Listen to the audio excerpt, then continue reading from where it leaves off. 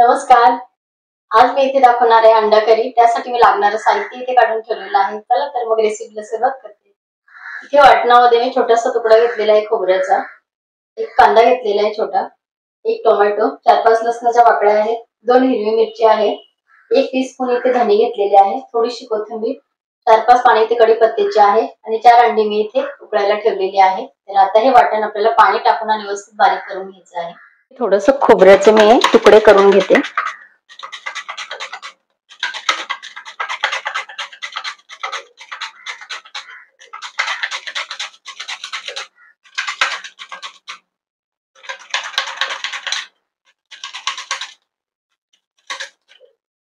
किसणीच्या साहाय्याने पातळ स्लाइसेस आपल्या खोबऱ्याच्या इथे तयार होतात.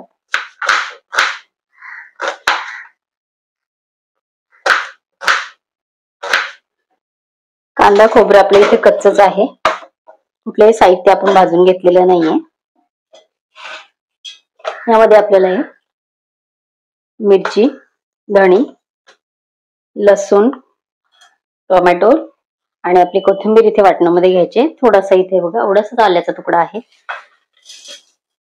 इथे आपण 4 अंडी उकडत ठेवलेली आहे. इथे आपलं बारीक वाटण तयार झालेलं आहे. आता फोडणीची तयारी करायची. अंडी इथे आपले व्यवस्थित उकडलेली आहे. इथे पातेल्यामध्ये 2 चमचे तेल मी घालणार आहे फोडणीसाठी. इथे तेल व्यवस्थित गरम झालेले आहे. आपल्याला मसाला याच्यामध्ये टाकायचा आहे.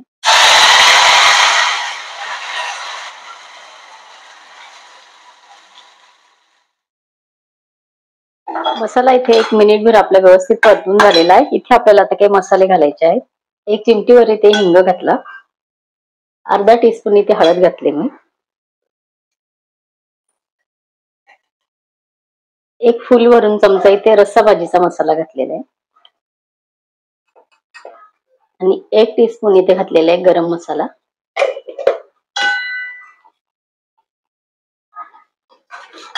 थोडंसं पाणी घालून याला 1 मिनिटभर शिजवून घ्यायचंय.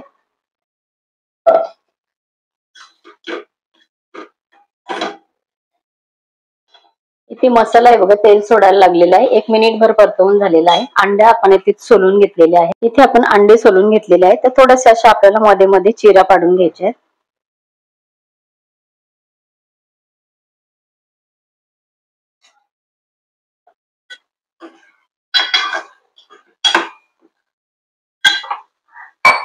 थोडंसं इथं आपल्याला पाणी घालायचंय.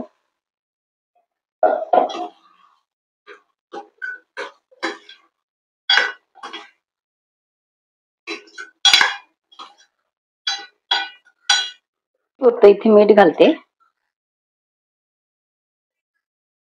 थोडीशी कोथिंबीर कापलेली. हे आपली अंडा करी तयार झालेली.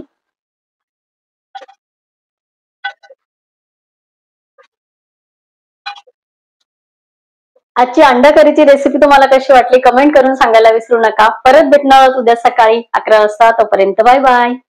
तुम्ही माझ्या चॅनलला अजूनपर्यंत सबस्क्राईब केलं नसेल तर सबस्क्राईब करा आणि बाजूचं बेल आयकॉन सुद्धा प्रेस करा, म्हणजे माझ्या येणाऱ्या रोजच्या नवीन रेसिपीचं नोटिफिकेशन तुम्हाला मिळेल.